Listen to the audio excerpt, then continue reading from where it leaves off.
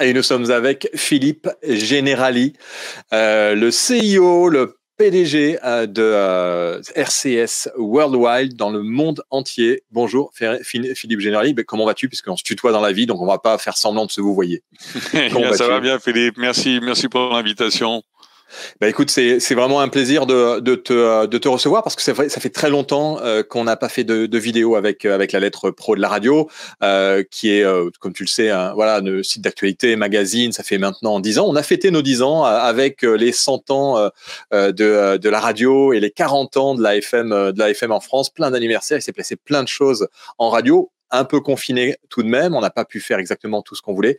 En tout cas, on est très heureux de pouvoir t'accueillir pour un petit entretien, pour parler un peu d'où on est RCS et puis d'essayer déjà de commencer par voir quelles sont les grandes tendances et comment aujourd'hui évoluent les secteurs de la radio et du podcast selon toi.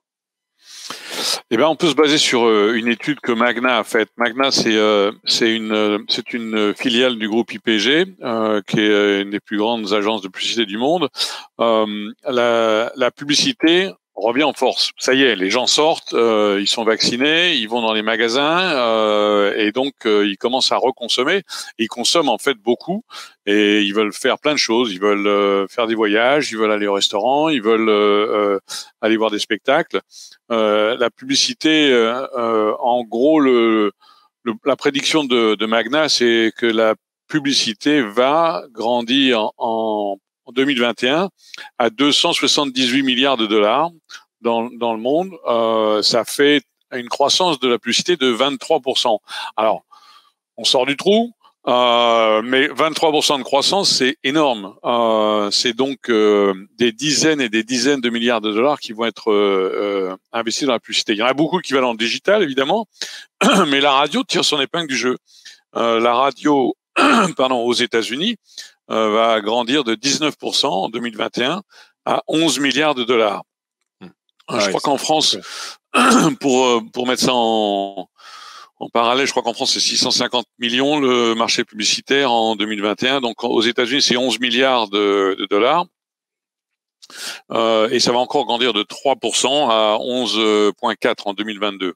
Donc ça, c'est vraiment encourageant. Les groupes comme Audacy, iHeartMedia, Cumulus, qui sont les plus grands groupes de radio aux États-Unis, vont grandir entre 70 et 100% leur chiffre d'affaires cette année, donc en 2021. Donc ça, c'est vraiment super. Alors, il y a des secteurs qui marchent mieux que d'autres, les divertissements, les voyages, les services. Puis il y en a d'autres que ça marche bien, ça marche très fort. Il y en a d'autres où ça va prendre un peu plus de temps, comme par exemple les automobiles où on a des problèmes de production, donc ils vont attendre un peu avant de remettre toute la gomme sur la publicité pour les automobiles.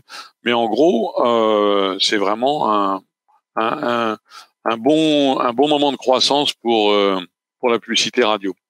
Et pour le podcast, on est à peu près dans les mêmes. C'est-à-dire que la radio a embrassé aussi le podcast et développe et génère du business aussi de manière importante grâce à ça. Ah oui, alors le podcast grandit à pratiquement 1 milliard de dollars cette année. Ça va être la première fois que le podcast touche 1 milliard de dollars, la barre symbolique du milliard de dollars dans les revenus publicitaires aux États-Unis.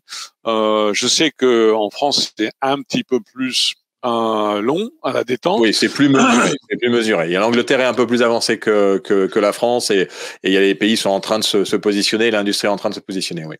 Mais ça va venir parce que le podcast est plus un truc d'original maintenant.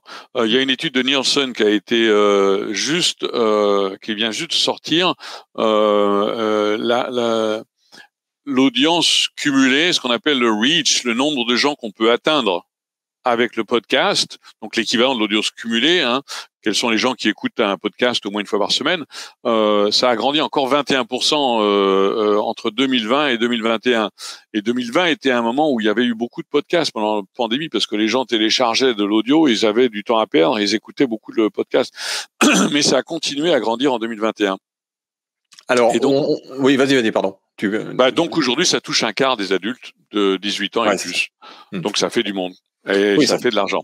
Et ça fait aller chercher justement les auditeurs qui, enfin, on voit qu'en France, il y a eu une baisse assez importante de l'écoute de la radio, mais on va les chercher par un autre biais qui peut être le podcast aussi, et qui peut générer le manque à gagner, on va dire, par rapport à ce qui est perdu en audience FM, du moins en France. Après, je sais pas aux États-Unis et dans les autres pays, mais en France, c'est un peu le cas.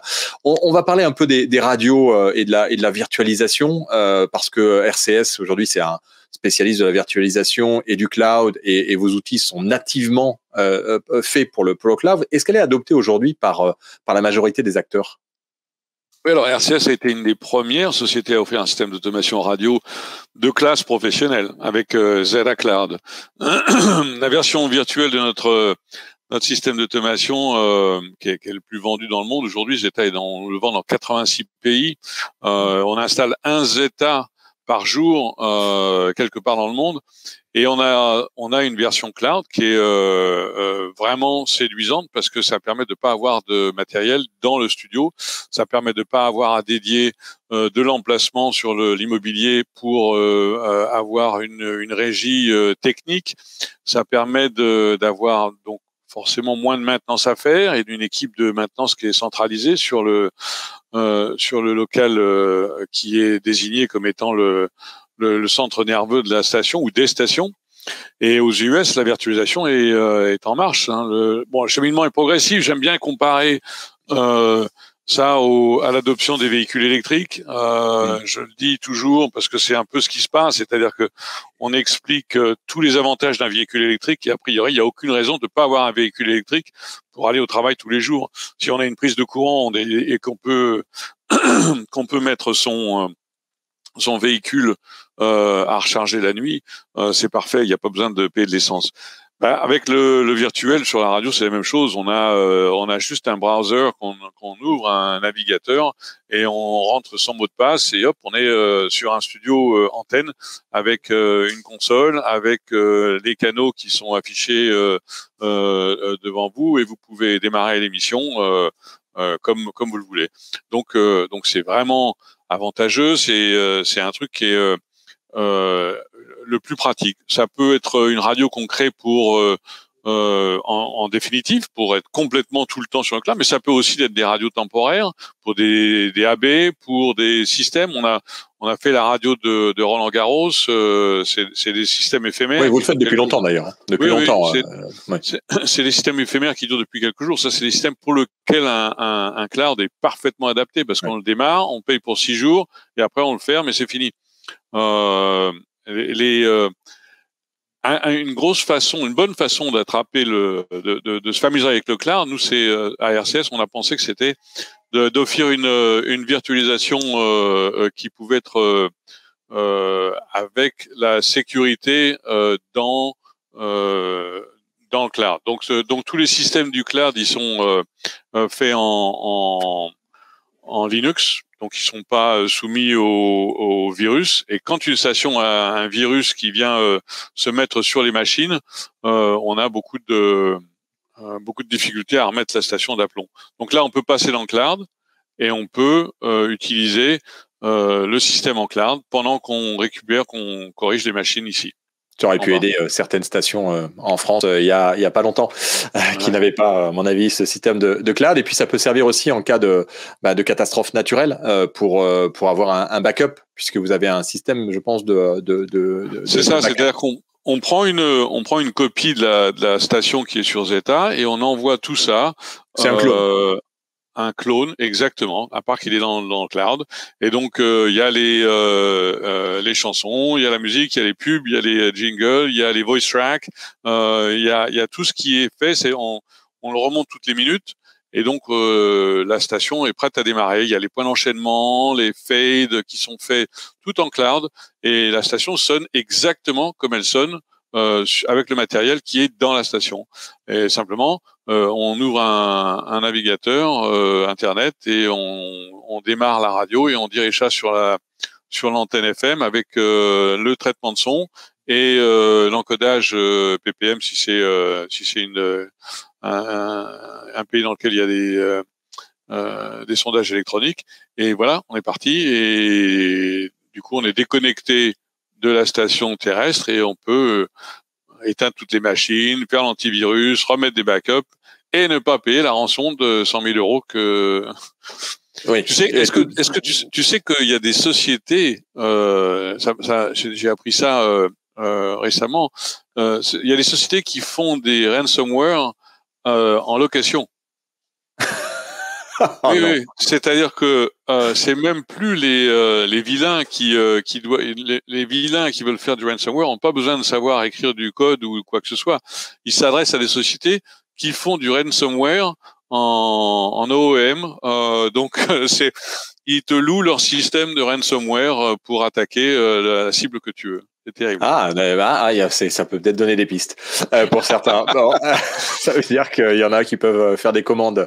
C'est pas surprenant en même temps. On passe du cloud au streaming. Le streaming avec la pandémie est en plein boom.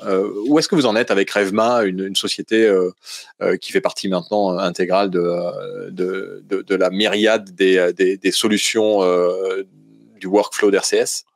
Alors, sur recommandation d'RCS, iHeartMedia a fait l'acquisition de Revma, donc on s'occupe de Revma pour augmenter le potentiel de RCS et l'étendre au streaming. On a une offre qui est complète, donc en fait depuis la création de la programmation musicale avec le Selector jusqu'à le jouet. On crée aussi les conducteurs publicitaires avec Akira qui permet de gérer des centaines de stations. Et on a en plus le streaming derrière avec Revma. Et donc on travaille main dans la main avec notre compagnie sœur qui s'appelle Triton Digital, qui propose des offres de monétisation, c'est-à-dire qu'on peut recouvrir les publicités terrestres avec les publicités de Triton qui sont en fait soit synchronisées, soit non synchronisées, parce qu'on a mis au point avec les gens de Revma la possibilité d'avoir des écrans de différentes longueurs sans que l'auditeur s'en aperçoive. L'auditeur sur Internet ou sur Alexa ou sur Google ne se rend pas compte que la publicité est plus longue sur Internet, si on veut, que la publicité terrestre. Et on raccroche, on refait le recousage, je sais pas si c'est un mot français, de la chanson, des jingles, etc., de façon à avoir la continuité et ça sonne vraiment bien. Donc on est super content, on a fait des gros progrès, on a triplé le streaming qu'offrait Radio Jar avec Revma. On a 15 000 clients dans le monde et ils sont tous impatients de voir ça. Alors, Revma fait aussi un peu du podcast. Est-ce que c'est un territoire que RCS veut conquérir, le podcast? Oui, on commence à déjà dans les données. On a une société, une filiale qui s'appelle Media Monitors aux États-Unis et qui fait donc les piges publicitaires. Quels sont les annonceurs en radio, quels sont les annonceurs en télé, quels sont les annonceurs sur le câble et sur Internet, sur l'affichage Internet. Et donc on a fait la même chose. On a dit quels sont les annonceurs sur le podcast. Donc aux États-Unis, on dissecte, on download des épisodes de podcast, plusieurs milliers d'épisodes de podcast par jour, et on repère les annonceurs pour pouvoir récupérer l'information. Donc ça, c'est un service qu'on va peut-être étendre un peu partout dans le monde. Pour l'instant, on démarre aux États-Unis pour voir comment ça se passe. Et sinon, oui, pour le podcast, la diffusion, le streaming avec Revma, on n'a aucun problème. Donc ça, c'est vraiment un truc parfait. Bon, pour les radios, c'est quoi les évolutions les plus récentes que vous avez développé avec RCS dans les. Alors il y a plein de choses, hein, bon, le cloud, mais là est-ce qu'il y a des évolutions ou des choses sur lesquelles vous travaillez et que vous êtes en train de préparer pour le futur? Oui, on essaye d'accompagner les grands groupes qui veulent essayer de centraliser leurs ressources, centraliser la programmation, centraliser l'ingénierie, centraliser les choses de façon à ce que on puisse tourner plus efficacement avec moins de personnel critique. Et de la même façon, pour les toutes petites radios, on essaye d'offrir des outils super professionnels, comme le cloud par exemple, où il n'y a pas besoin d'acheter de matériel. Donc ça veut dire que c'est une radio où on peut payer à la semaine. Ouais, location longue durée ou location pure. Exactement. Et donc tout le matériel est dans le cloud. Donc quand vous avez une petite radio ou un groupe de 850 radios, ça veut dire qu'on a des gens qui peuvent dire ben moi j'ai besoin que de un ou deux canaux et ça ne doit me coûter que tant. J'ai pas d'investissement à faire. Est-ce que la pandémie a changé quelque chose chez RCS sur le fond? Oui, ben, sur le fond, d'abord à l'intérieur des équipes, on a des gens qui travaillent depuis chez eux, beaucoup. Ce qui n'était pas le cas forcément auparavant. On avait moins de gens qui travaillaient chez eux, mais on s'est rendu compte d'une chose, Philippe, c'est que les gens sont plus productifs quand ils travaillent chez eux. Tout le monde le dit. Oui, non, mais y a pas photo, comme on dit, et donc j'étais super content. Donc en fait, nous on a déménagé, par exemple, nos quartiers généraux qui sont à White Plains, à côté de Manhattan, à une demi-heure de Manhattan de train, et on les a déménagés dans des locaux plus petits. Parce que tout simplement, j'ai discuté avec mes vice-présidents, les collaborateurs, et tout le monde est très content de travailler chez soi. Bon, les gens veulent pouvoir venir au bureau de temps en temps, une fois ou deux fois ou trois fois par semaine. Donc, on a fait un système d'hôtel, bureau hôtel. Donc, vous avez, prenez un endroit qui vous plaît, ce bureau-là ou ce bureau-là. Le seul truc, c'est qu'à la fin de la journée, vous enlevez les photos des enfants et les dessins de maternelle. Vous les mettez dans votre casier. Et puis quand le jour où vous voulez revenir, donc quand vous voulez, vous revenez, vous remettez votre truc, vous personnalisez le bureau et voilà. Donc ça permet d'avoir plusieurs personnes qui prennent des bureaux flottants et donc ça marche très bien comme ça. C'est du coworking interne. C'est ça. On finit par les écrans des véhicules, Philippe. Ça modifie l'écoute de la radio. On voit qu'il y a des voitures dans lesquelles il n'y a plus de radio, des Tesla notamment. C'est un vrai challenge pour les radios. Comment est-ce que RCS peut aider à modifier un peu les écrans pour que la radio soit un peu plus présente? Alors nous, on travaille beaucoup avec une société qui s'appelle Xperi, qui est le leader justement des systèmes embarqués et des données associées sur les systèmes embarqués. Ce qu'il faut, c'est garder le fait que qu'on produit du contenu alternatif. Quand on est un producteur de contenu audio, il faut avoir du contenu visuel et pouvoir le synchroniser, le diffuser. Donc on travaille avec Xperi là-dessus.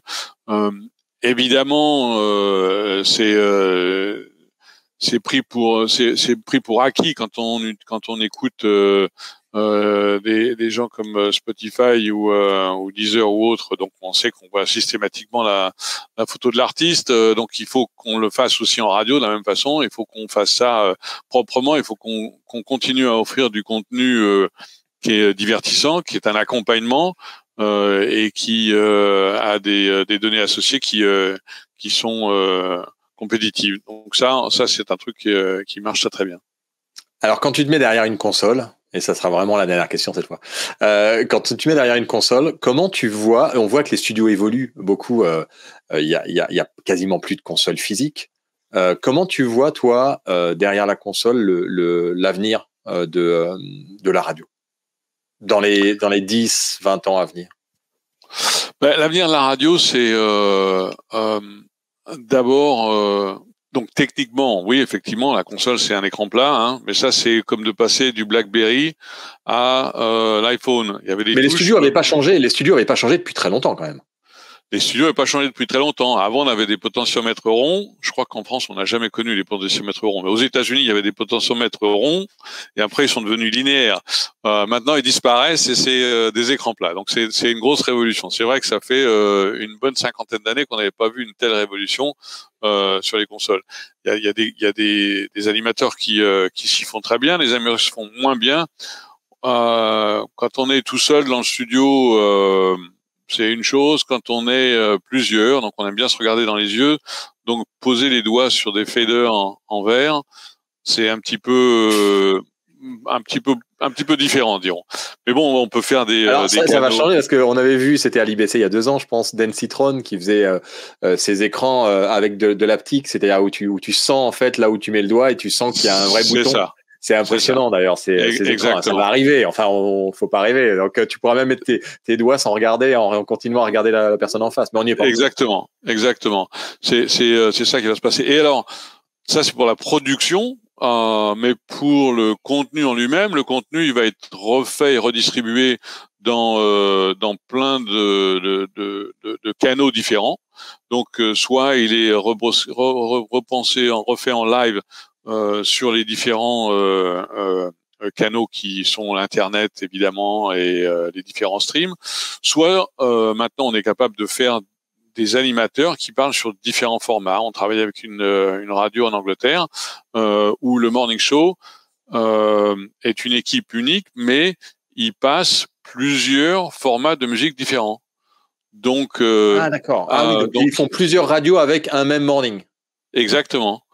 Donc avec notre système, ils arrivent à avoir le compagnon qui est le morning et les différentes départs qui ont des musiques différentes en fait et des publicités différentes puisque c'est le but de la manœuvre. Oui, donc en fait, donc, tu as par exemple 3 flux parallèles qui se rejoignent à un moment et qui repartent après en 3 une fois que l'émission commune, ce qui se fait beaucoup dans les radios associatives en général, il y a des émissions qui sont communes à plusieurs radios associatives et ensuite elles reprennent chacune leur propre flux. C'est ça. Donc c'est exactement ce qui se passe. Alors le podcast est une façon de refaire la même chose, de refaçonner encore ce contenu de façon tronçonnée et pour écoute plus tard. Est-ce que le podcast va forcer un peu les animateurs à faire du contenu original? Je pense que ça, c'est un truc qui va faire partie de la radio aussi. iHeartMedia, par exemple, qui est donc la plus grande société de radio du monde, avec plus de 850 stations de radio, plus de 1200 streams, est devenu le premier publisher de podcasts au monde, avec un nombre de shows qui surpasse tous les autres aux États-Unis.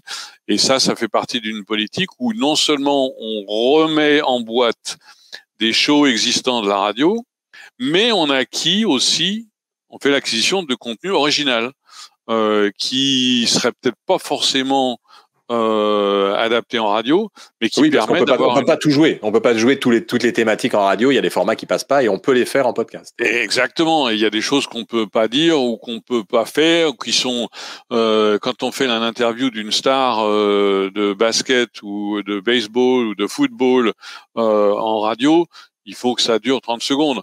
En podcast, on peut faire 5 minutes. Oui, la durée ne compte pas. Il n'y a pas cette horloge qu'on connaît en radio. Donc en podcast, c'est différent. Et des gens qui marchent bien en podcast, paradoxalement, le podcast, par exemple, aux États-Unis, un des genres qui marche très bien, c'est ce qu'on appelle le true crime. Donc le crime, les histoires de crime. Alors c'est un truc dont les Américains adorent, c'est d'écouter les histoires de vrais crimes. Je crois que ça arrive en France aussi. Il y a pas mal de. Oui, alors il y en a dans les radios et puis il y a aussi des true crime en podcast natifs. Mais Serial, par exemple, ça fait partie de ce podcast. C'est ça.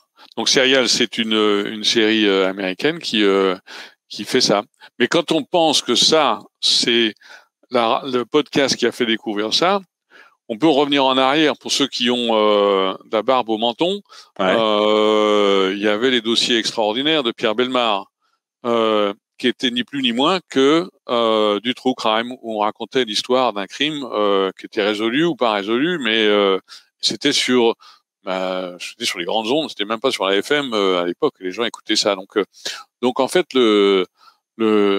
les distractions audio, c'est un grand cercle qui revient en boucle et avec les moyens du moment. Et là, en ce moment, c'est le podcast qui permet de faire ça. Avec quand même peut-être au passage depuis des dizaines d'années un peu d'oubli qu'à la radio il faut aussi penser à la narration et c'est ce que fait le podcast et peut-être peut apporter aux radios et il va y avoir un espèce de mélange qui est assez sulfureux et qu'on suit de près et qui est très agréable parce que ça redonne de l'énergie à toute l'industrie qu'elle soit audio, podcast ou radio et c'est pour le plus grand plaisir de tous les professionnels qui sont avant tout des passionnés. Et c'est ça qu'on aime dans ce secteur de la radio. Et comme oui, toi, Philippe. C'est comme moi, c'est vrai. Tous les deux, on adore ça. Donc, mais le podcast, le podcast, c'est le storytelling, c'est-à-dire l'art de raconter une histoire. Et personne peut faire ça mieux que quelqu'un de radio, puisqu'on n'a pas le visage, on n'a pas le contact. C'est tout dans la voix. Il faut raconter une histoire. Il faut que les gens restent à l'antenne. Donc, on sait raconter des histoires. Et donc, pour le podcast, on sait faire des podcasts. Ce sera le mot de la fin. Merci Philippe pour cet entretien. C'était super agréable d'être avec toi et puis de partager toutes ces idées puisqu'on s'est pas vu depuis longtemps.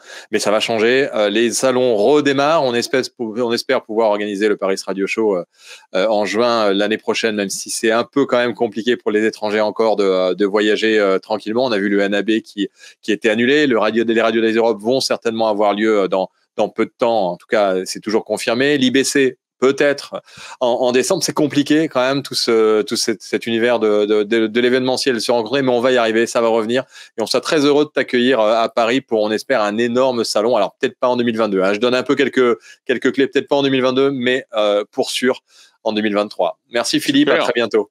Super, merci de m'avoir invité. À bientôt, ciao.